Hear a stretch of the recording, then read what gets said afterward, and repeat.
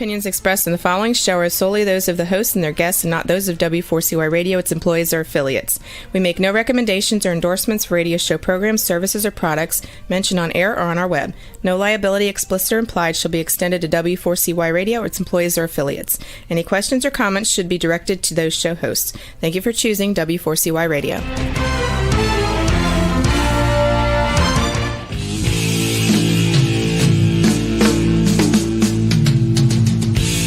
Welcome to Outdoors People with me, CW Getz, and her, Maya Marzaki.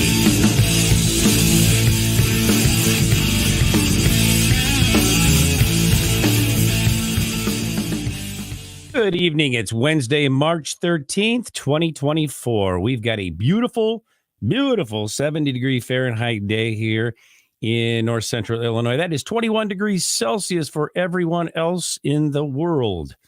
Let's see. Just got some notes here. Fresh off a Canoecopia this weekend up in Madison, Wisconsin, the world's largest paddle sports expo. And what a fun time. A really, really fun time. Saw a lot of old friends there. And I don't mean they're old, but a lot of friends that we've known for some time at the show. Really great time. A lot of cool stuff there.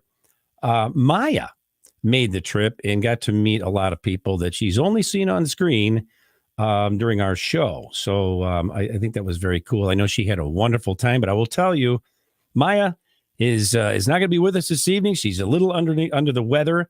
I think she maybe got a little something at the airport other than a snack. So maybe a bug. We don't know. But I know she's probably listening tonight. So hi, Maya, and get well soon. Let's see. What else do I want to talk about here? Juan, let's just ask you what the weather is down there in West Palm Beach, Florida. There he is. So down here, we are at a very, very crisp 81 degrees. Very crisp 81 degrees. I love it. Oh, my God. You want to feel crisp? Come on up to Chicago sometime, maybe about January, February. It's very, very crispy. Yeah. No, thanks. Well, I wonder what you people, and here's the thing, too, is Marielle, my girlfriend, Marielle, she came up here from Brazil in December. Or it was actually November, but the early part of December she left. And she loved it. She loved the cold weather. I just blew me away. But I think most people from tropical places, from very warm places, would just not know what to do with themselves in this kind of weather. It's just really weird. Now I can take the heat, but other people who can take the heat can't take the colds. It's just weird how that works. You get accustomed to things, and yeah. Are you going to be surfing pretty soon? With all the crisp weather you're having? That. You don't do that. Guy lives in Florida, doesn't surf. What's wrong with that picture, man? My God. Well, I got to learn how to swim first, right?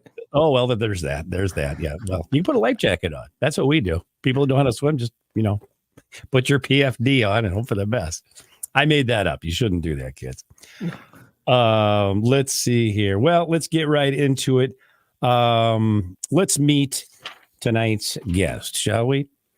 Tonight's guest is 34-year-old Polish freediving instructor and underwater photographer Wojciech Dopierala, who holds a master's degree in plant biotechnology. He was the underwater photographer of the year in 2021 and also a finalist in 2023, as well as having won various other titles in numerous competitions. Wojciech has appeared in publications such as The Times, Daily Mail, The Sun, Sunday Express, Underwater Photo Magazine, and Yahoo USA. Wojciech's list of works include a 2023 documentary about the conservation of natural reserve of Malpelo Island in Colombia, and Marlin expedition to Baja California, and Socorro, I think I did that correctly, Socorro diving expedition, just to name a few.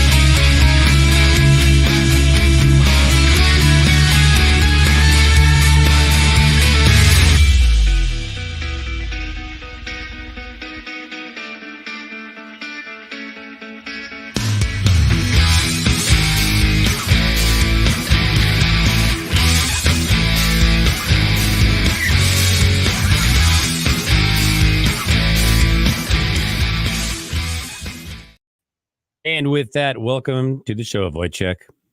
Hello, hello, hello. Thank How you very badly did I much. screw up those names on this sheet here that I read? No, actually, you did quite well. I was like expecting it way worse. So well Oh, done, wow. well That's done. good. That's good. That's very good. You don't think I'm capable? No, I'm just joking. But hey, I think did I roll my R's like that, like I was supposed to, or what? Did I do okay? It was good. It was Good really for me. good, man. Good for Looks me. like you're a professional. Yeah. Well, we did it before the show. It was just like a last minute cram jam session. So, hey, first, let me say, Wojciech, you are one badass dude. Swimming with sharks and stingrays and all that business. My gosh, that's incredible. Oh, come on, I they're don't all know. friends, you know. They're all your friends. Oh my Of course, gosh. mine and yours and everyone who goes underwater. I totally understand that, but sometimes your friends may turn on you, and that kind of scares me a little bit, especially when you're underwater. You can't That's run only fast underwater. that's only when we talk about human friends, you know. When Ah, you are talking about the animal friends, they are usually like you can lean on them. I think there's a lot of truth to that. Well said. Well said. Well, okay, Wojciech, let me ask you, how did you first get into underwater photography? Um, um, let's say that photography was always my passion, like from the as far as I can remember. It was something what was always like very interesting for me, and photography is a passion which follows me to all the other passions of mine. And as I love nature more than everything I can imagine, the underwater nature and underwater world was something which was always like since the very beginning was driving me a lot and very interesting for me. So I knew when I was already like doing photography, like on lands, animals, wildlife, landscapes, I was always like thinking one day I really would like to go and do underwater photography. So yeah, so it's like an evolution of a passion. Wojciech, what was your first camera? Was it like this cheesy thing that you get at the dime store? Like I had when I was a Like kid. we always had like this like Konica Minolta, very simple, just point and shoot Yeah. film camera in my home, just to just to point shoot and snap some memories, like a Christmas with the family, a Yeah. family Right. trip, Right. wherever. But I can't say that it's mine came right. And I always, my parents were like, saving those 24 frames, like to make the most out of them. So my very first camera, which I can say that it's mine and I could use and I be like, try to do something with it. I remember it was like digital Olympus Oh wow. super zoom camera. We bought it like together with my father, and it was like a beginning of my photography journey for sure. That's cool. Then you had digital. See, back when I was a kid, 100 years ago, we had these cameras that are actually film, and then you threw the camera away too. I mean, when the film was, I guess you just sent that into the what do you call it, developers or whatever they call those processing, the Yeah. photo processing, and then you just give them the camera because it was cheap and it was a throwaway thing. So yeah, it's a little different. I don't know. You ever had a film camera before, or was that way before your time? I mean, yeah. As I told you, like the first ones, they were like film cameras, but actually I could start to learn photography when we moved to digital, as it's Yeah. it costs no money to just shoot and just delete stuff which doesn't work. Which when you're beginner and you're learning, like most of the things doesn't work. So on the film, it was way too expensive, and then on the digital camera, I could really like just do this trial and error and try until you learn something and start to do like real photos.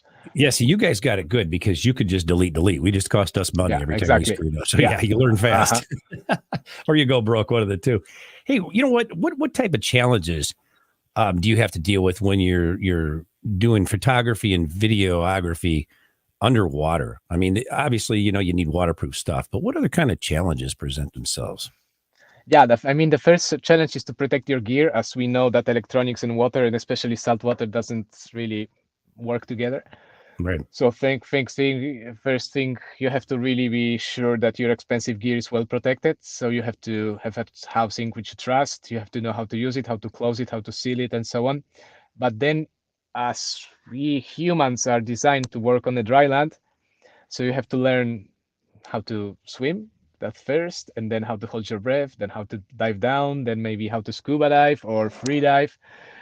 So like every single photo is a little challenge for yourself also, not only to your photographer skills, but also your diving or freediving skills. And probably it's also that's why it's like even more interesting for me, because it's not only photography, but also a sport.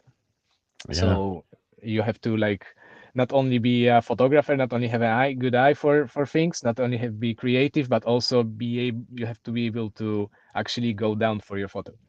Did you ever get down there and something screws up and you're like, oh, I gotta go surface again, fix my camera or whatever? You ever had that happen? I'm sure you have, right? Yeah, yeah. I mean, you have to be like even better photographer because of that. That you maybe sometimes you don't have as many chances, or you don't have that much time to take your shot. So you have to be very familiar with your gear. You have to really know what you are doing. It has to be like the camera is like a part of your body, you know. So you don't Yeah. have to really think which dial I have to move now, which button to press. It's like a part of your body. You just go down and you shoot, and you don't have to think. I mean, you have to think, but it's like happens like under the hood. You know, you don't have to be like present with the camera setting and stuff. So you got your act together is what it amounts to. You got your act together before you go underwater, right? Yeah, definitely. What was your most unusual water photo shoot that you've ever done? I mean, like most unusual stuff will be always some stuff which we do like with freedivers, with models, when we have a bit more stage situation, because then we can like get ourselves really creative.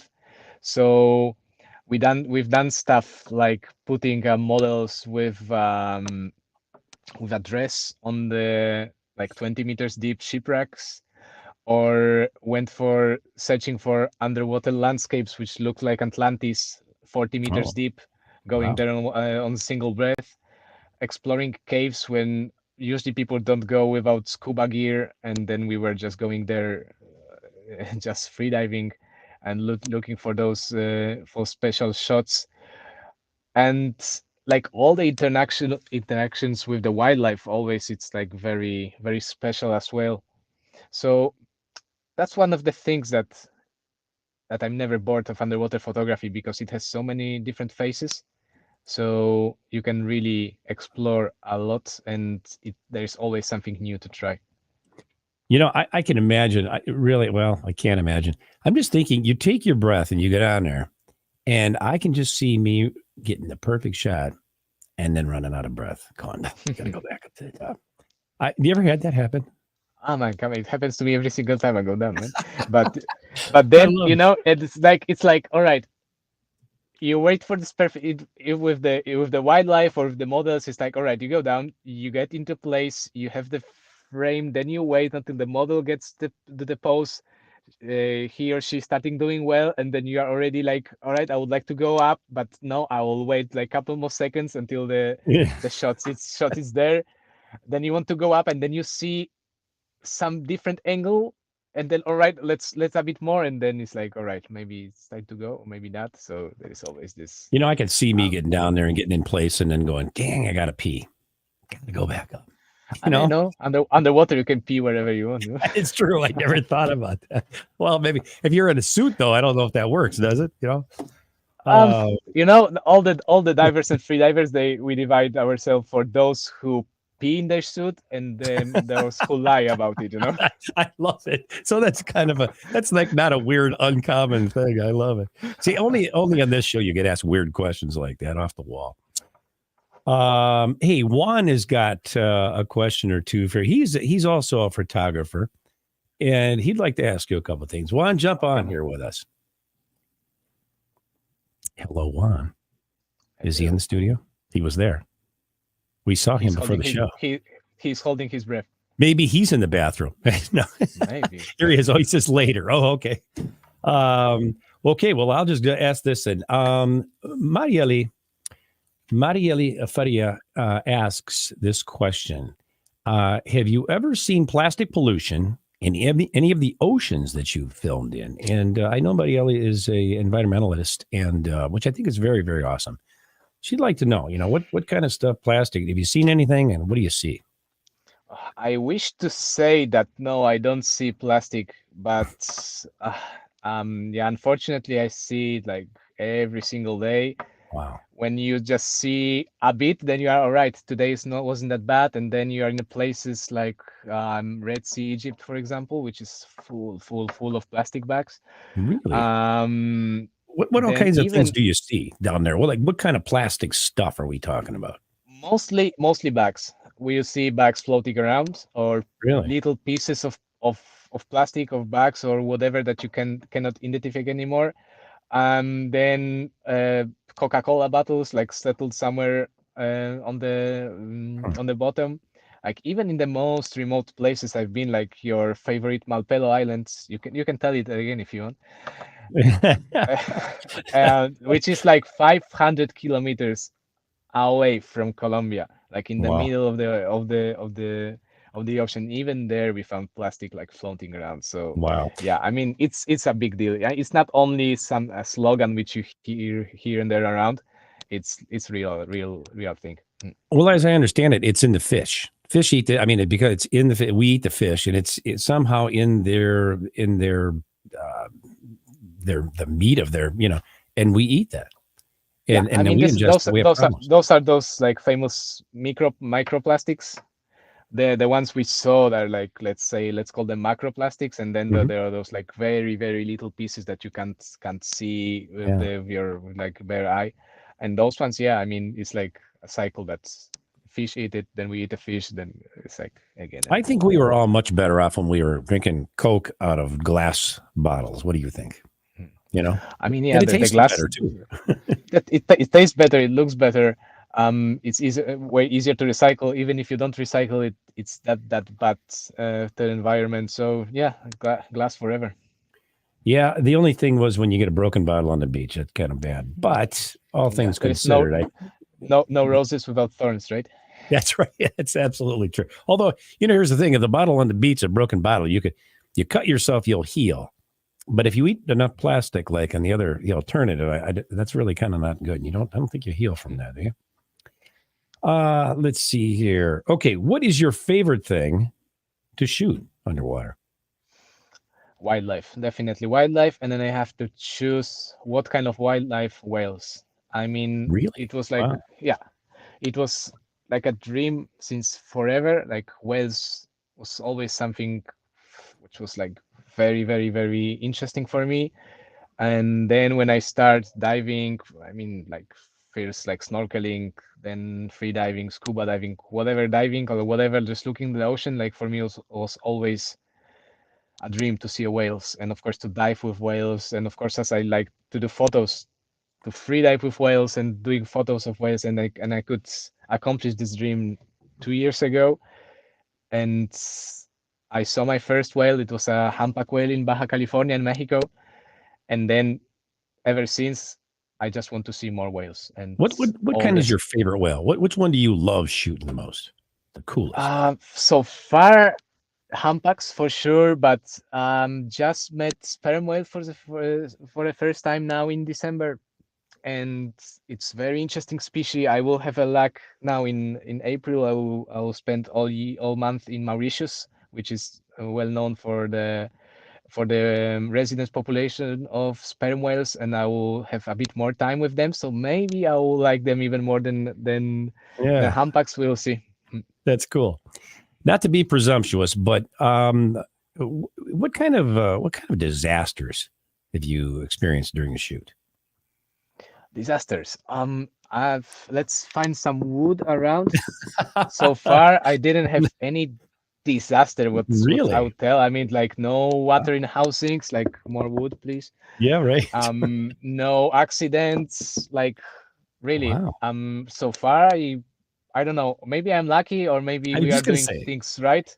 But yeah. there's so far nothing that I could tell that's disaster. Of course, like typical stuff like lens cap on the lens.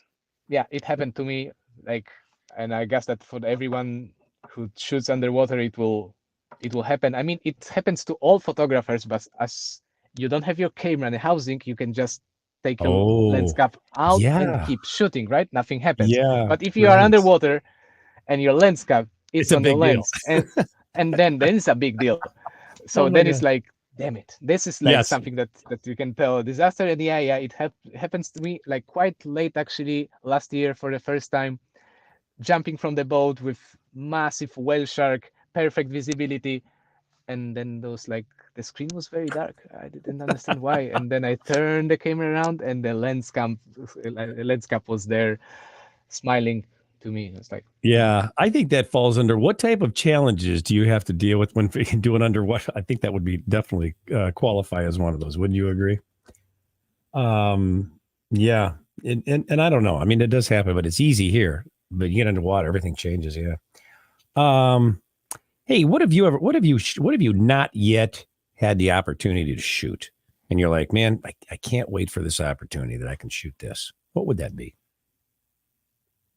can you please repeat, because I think I had like a little bit broken connection. I didn't Oh, really yeah, hear yeah. your question. What have you not had the opportunity to shoot yet that you'd really have been dying to shoot?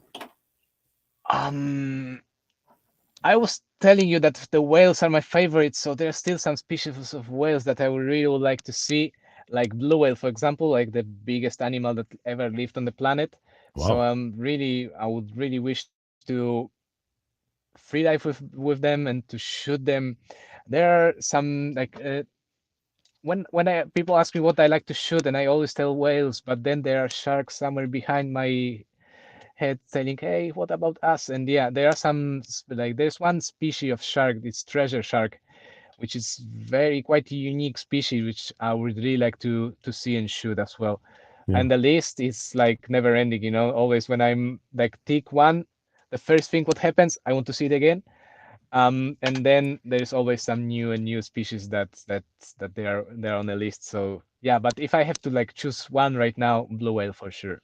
Really? How about killer whales? You ever done killer whales? I saw them only once, and I wish to see them, and I hope that I will see them many more time again. I had to wait quite long to see them. I work in Baja California quite a lot in Mexico, and it's quite, I can't say easy to see them, but it's a good place to have a luck to see them. And finally, I could accomplish this dream in December last year, and it was like amazing experience. One of the best experience I had underwater for sure. Yeah. You know, you're 34 years old. And I know, Mhm. at least me, when I was 34, I was bulletproof. But is there ever a time you get a little scared, different fish, whatever? I mean, you ever get scared? What I'm scared about is more about losing flights, messing up dates, time zone changes. Oh my God. Yeah, yeah, or yeah, Nothing this kind of underwater things. scares Like you.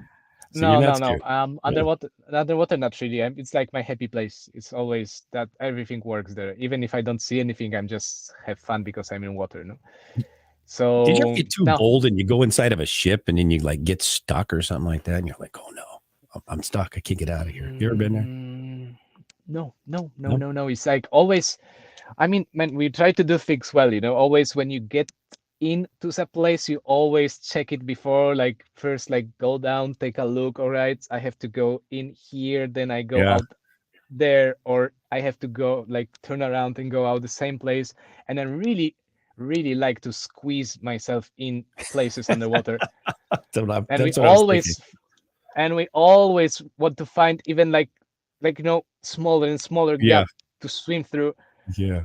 But even though, I mean, there will be always like there's more places to see and more gaps to squeeze in. So we always sure that we are squeezing in and we can squeeze out also. Yeah. Any close calls though? You ever get in there and go, damn, I'm not going to do this again?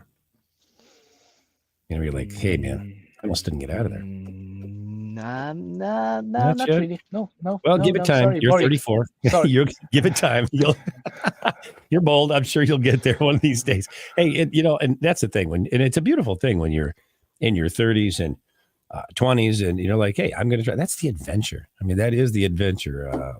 Just hopefully you make it man, out unscathed. Yeah, man, I'm really like I'm feel so glad about this that I can like live an adventure, and Yeah. I'm doing things that sometimes I have to stop, think, and then am I really here? Am I really doing here, or we are really going there to see that?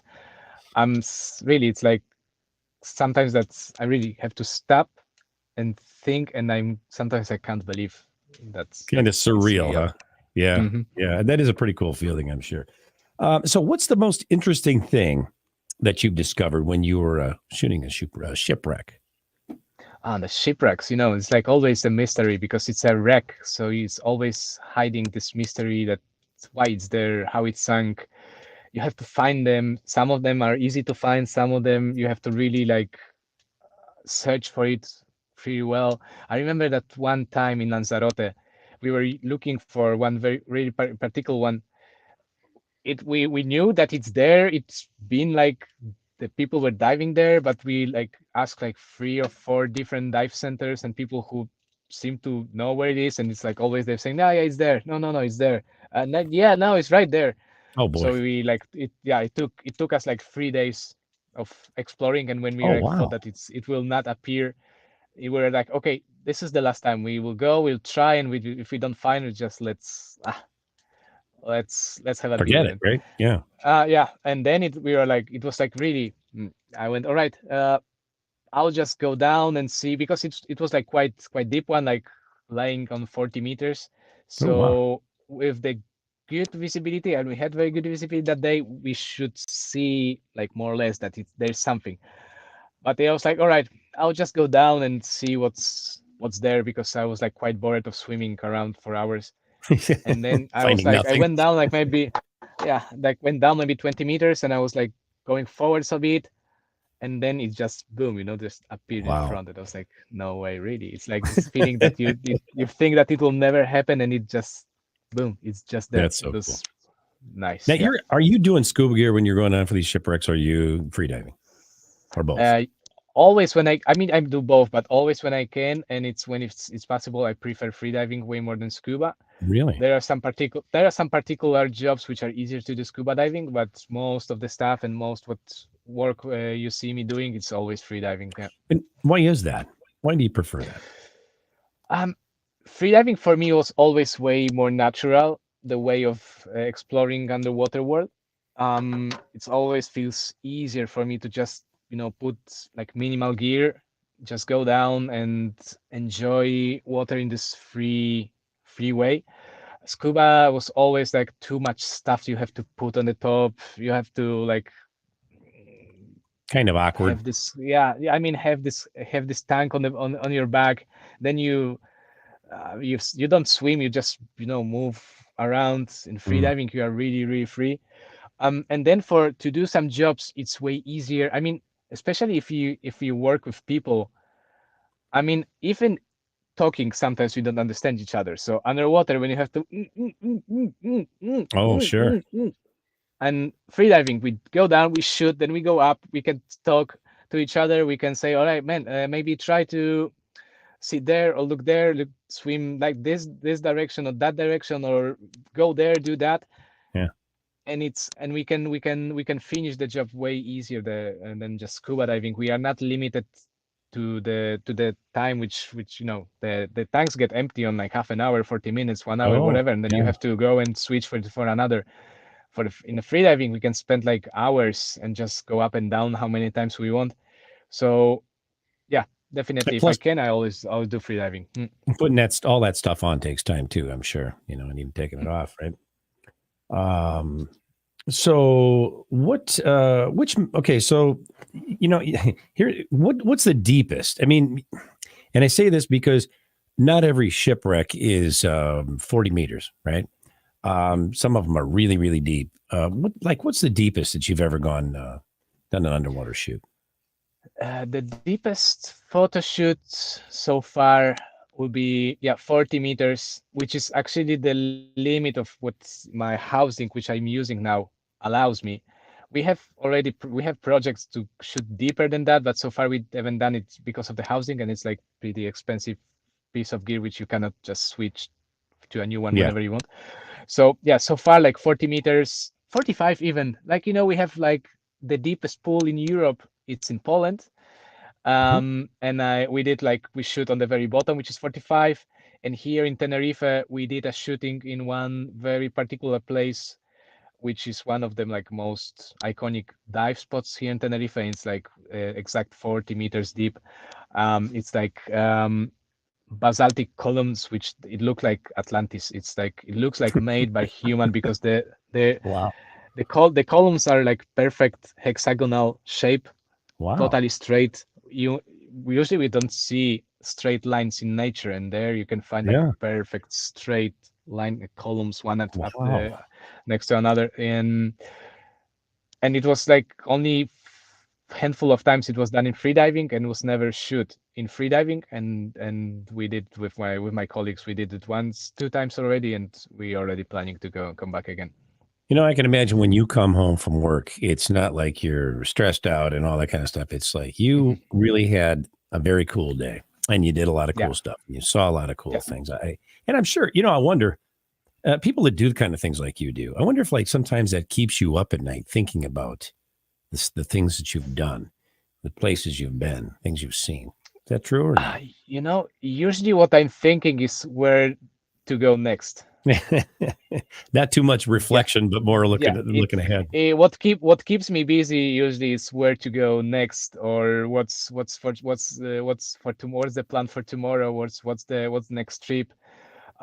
So of course, I usually when I'm editing photos on videos, then I'm coming back again to the moment when I was shooting.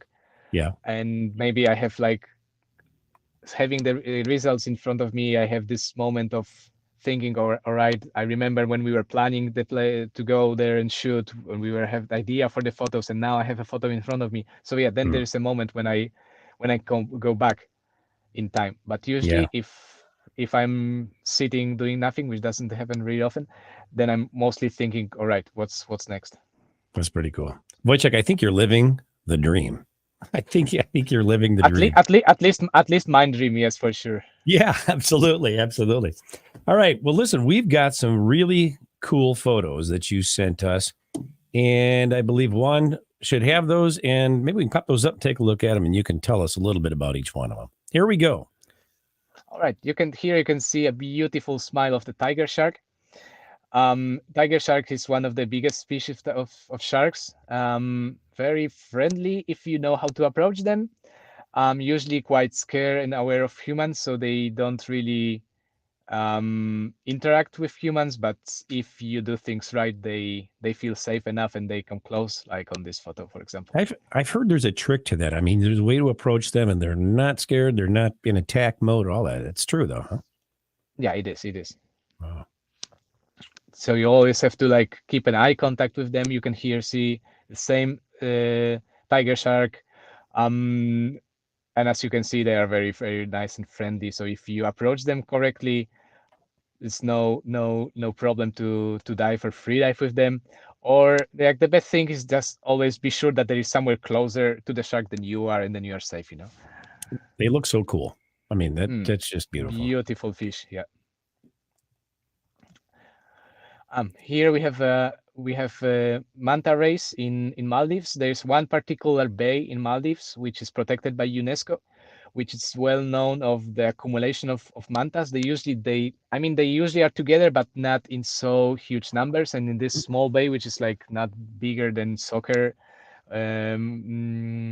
playground, and you can have more than 200 of them together. Oh wow!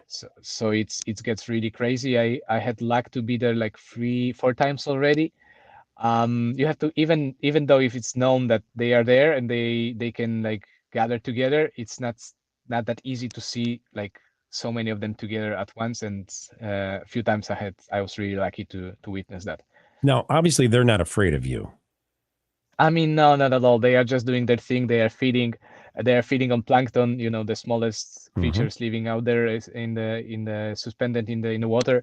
So they are doing their thing, just flying around, eating, and as long as you are not on the way, they don't care at all. And if you're on the way, they just dodge you, and that's okay. That's it. I mean, any danger level? What's the danger level there? No, nothing, zero. I mean, really? If you know how to swim, there's no danger. Big F. There's a big F. I love it. That's beautiful. All right, here you can see a friend of mine, Victor, also excellent photographer. doing what he loves and what I love, freediving in the caves. It's in Menorca, Spain, in Balearic Islands, which is very famous. I don't know. No, it's not famous of that, but it's among the divers. It's famous because of the caves. It's the entire island is like a Swiss cheese, and this is one of our favorite ones. You have to like go down maybe 8, 9 meters, then swim 15 inside of the cave, and inside the cave there is a huge like bubble of air which you can see on the top of this photo. So you can Oh, actually be okay. there. You can be there Wow. like breathing and freediving inside of the cave. How does that So happen? I mean, is that air just been there, or does it get resupplied somehow? It has like very small connections outside, like Okay. very, very like tiny holes which reach the surface, and then and it's really, really big. Like inside, we could be like size of the small house. Like I mean the airspace Wow. which is on the top. Hmm. You know, that water looks super clear, and that blue, that's not a filter that you put on there. That's really what it No, no, looks like. Wow. yeah, exactly. Like Menorca is very like entire Mediterranean has this very nice blue color, and usually, especially in the summer when the sea is calm, the visibility is great. So, like it's all together makes a perfect place for Yeah. underwater shootings. Mm. That's beautiful. And then people put plastic and pollute that, right? Yeah, exactly. Yeah. So here's exactly the same spot. Just we with Victor playing and inventing stuff. So here he's a torch pointing the torch Yeah. away from him, creating this nice effect. Exactly the same place that in It's the photo before. it's amazing that you have that much light on the outside, Yeah, kind of it's like natural light. summer in Spain, a lot of sun, so Yeah. enjoying that even underwater. Beautiful. Just beautiful. There we go. Again, mantas in Maldives. Here you can see that you can swim between of them, and there's no problem at all. They are just doing their thing. They don't really, they're not bothered. They don't care. So you can really enjoy the time and the show of the nature. They look like little airplanes, don't they? They look like a spacecrafts like from Yeah, Star space Trek or race. Star Wars or something. And Exactly. really and they really look like flying. They have those wings, and they big. You can see here like this. Always, I really like to put this human silhouette somewhere so you can see the Into size of perspective. the. Yeah. Yeah. So you can see the size of the animal or in the landscape. So here you can perfectly see how big they are. They have like 3-4 meters wingspan. So big Wow. guys. Holy smokes. There we go. Oh, here we go. We were talking about shipwrecks. This is one of my favorites. It's in Tenerife. One of the places like where I first were doing like real free diving.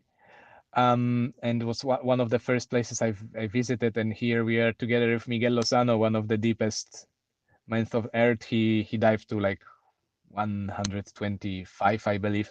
Oh, wow. So yeah, he knows what he's doing. So yeah, he's enjoying here. Nice photo shoot what we did. And actually behind him you can see a scuba diver.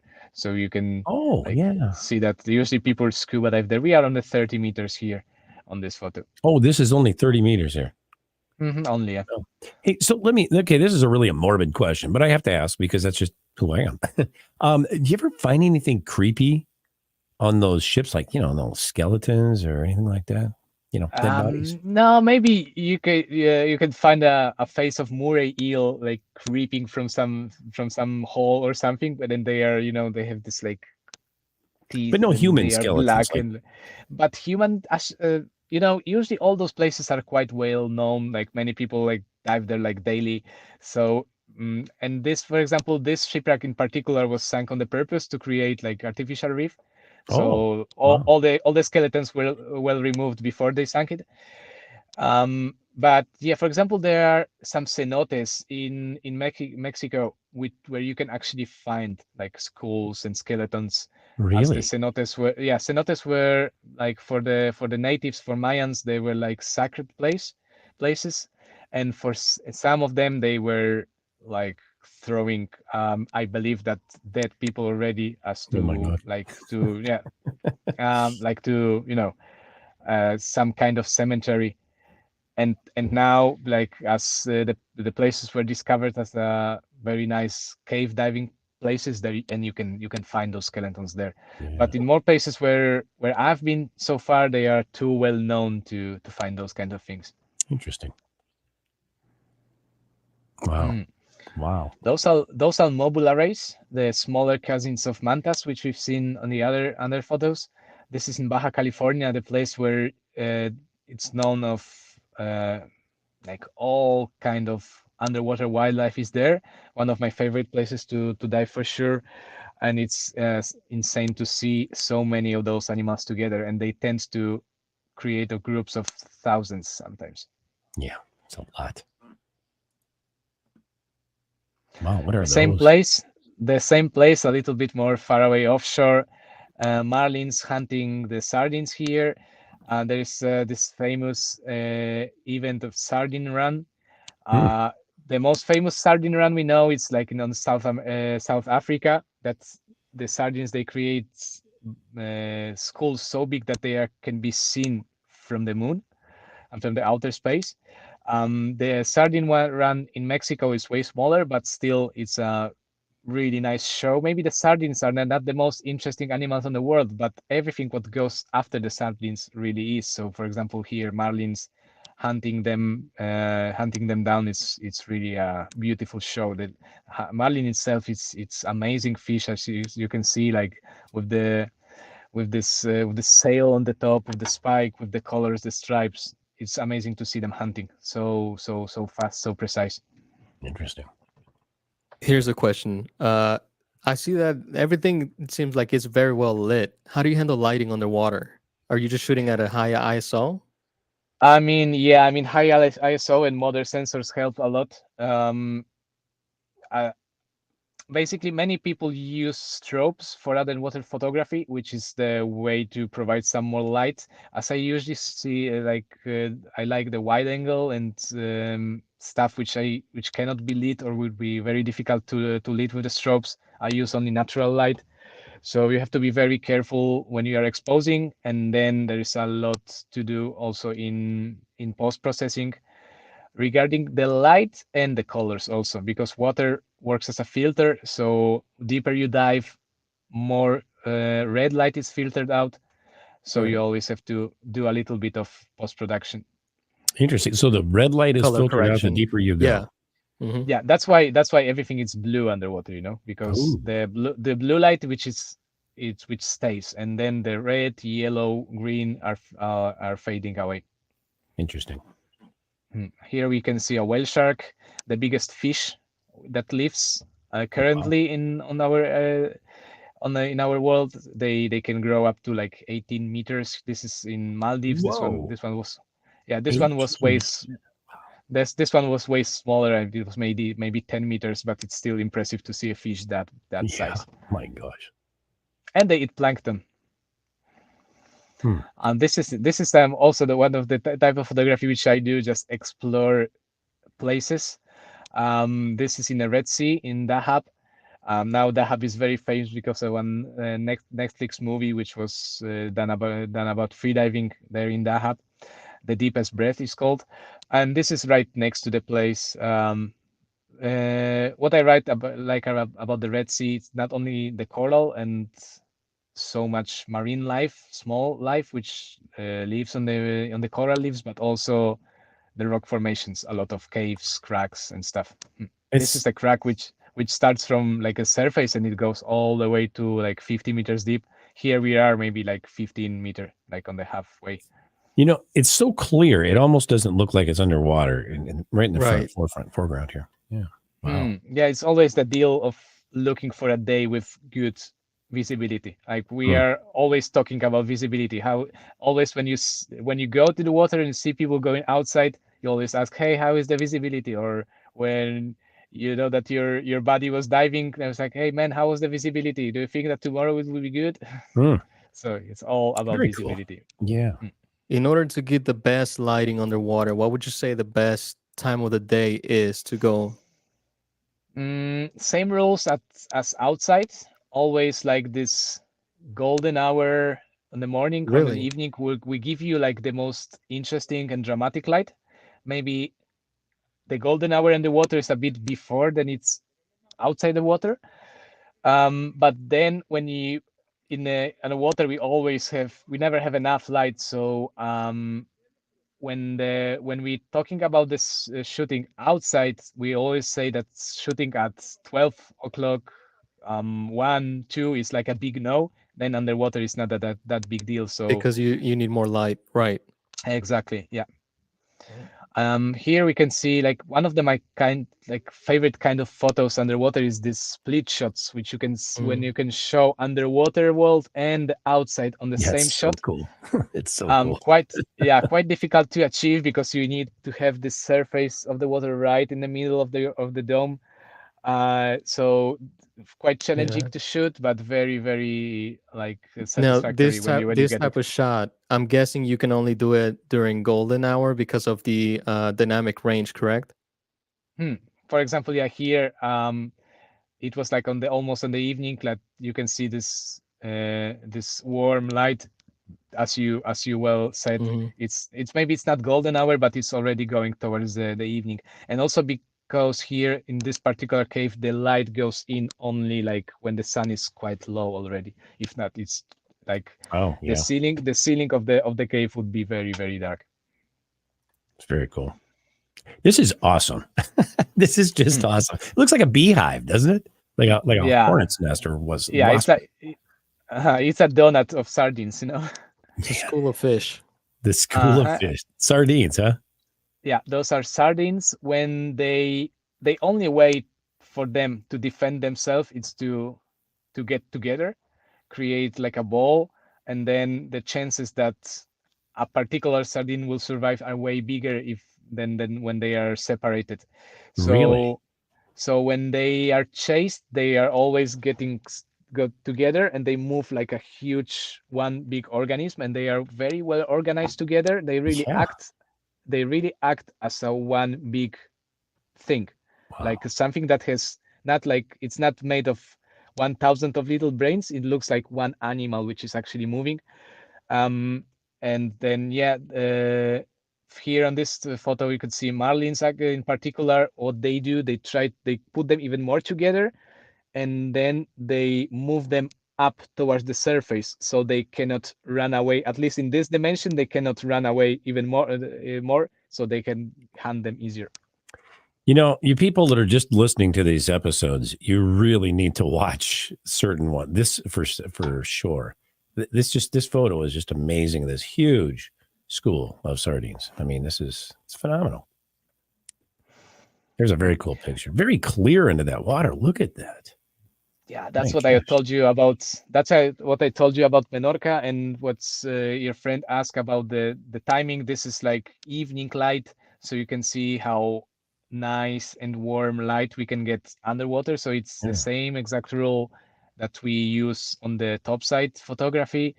And what I like to do sometimes is create this it's of course it's staged. No one does like walking somewhere and just petting the plants underwater. But what I like to show that underwater world, it's not that far from us. So we can stay there, we can be there, we can um interact with it. So when you can see a human just underwater, just with his and her sweatsuit, just a mask, it looks like way more accessible than when you see a scuba diver with all the gear, who looks like an astronaut. So this kind of photos, always we have some of those in our mind, and we really enjoy this kind of Mm. shootings. Wow. Yeah. Beautiful. Aha, and here is a photo I told you, 40 meters deep, perfect straight lines of basaltic rock here in Tenerife. So this is one of the deepest and most challenging shootings we've ever done.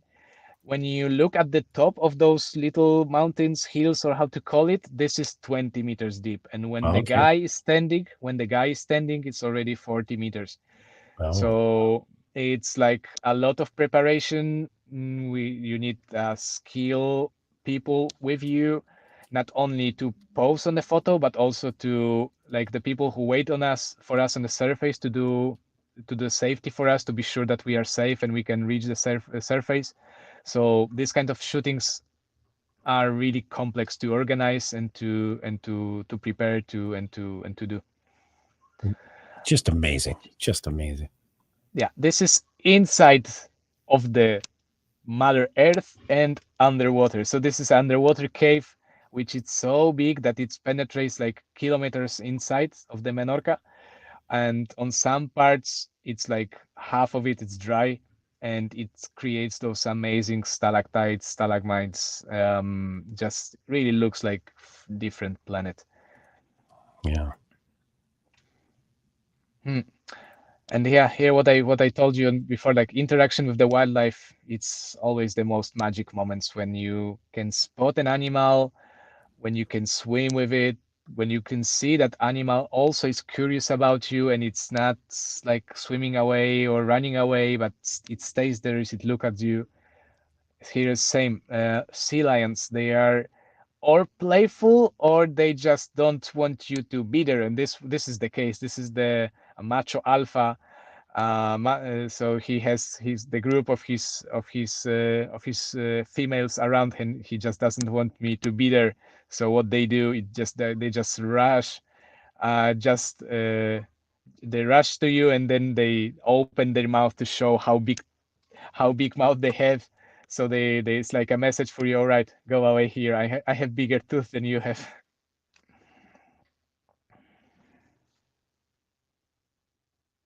All right. I think this was the last photo we've prepared. Here we go. We're back on the show. Well, Wojciech, where can people find you online? So far I'm on Instagram. I think you can put it somewhere around so people can click and look for my Instagram. This is the place where I post my work. I find it the most easy to deliver my work to the people. There are some like a website is on the way and stuff, so maybe in the future, but so far the Instagram, like nowadays, I think is the easiest. Yeah, that's the place when you can share, when you can. What's important, what I like about this platform, that everyone can comment, everyone can write you, so it's not only that you show your work, but you can get in touch with the people. Feedback. Yeah, absolutely. Wojciech, listen, I want to thank you so much for being our guest here on Outdoors People. Pleasure having you, and wonderful work that you do. Really, kudos to you, sir. It's my pleasure. Thank you very much for having me here. It was really nice to talk to you guys, and I hope that you enjoyed it and that your audience enjoyed it as well. Yeah, well, thank you. I know I certainly did. Well, be sure to tune in for next week's episode, Free Fall Cinematography, with our guest, Joe Jennings. Until then, enjoy your evening, and we'll see you next week.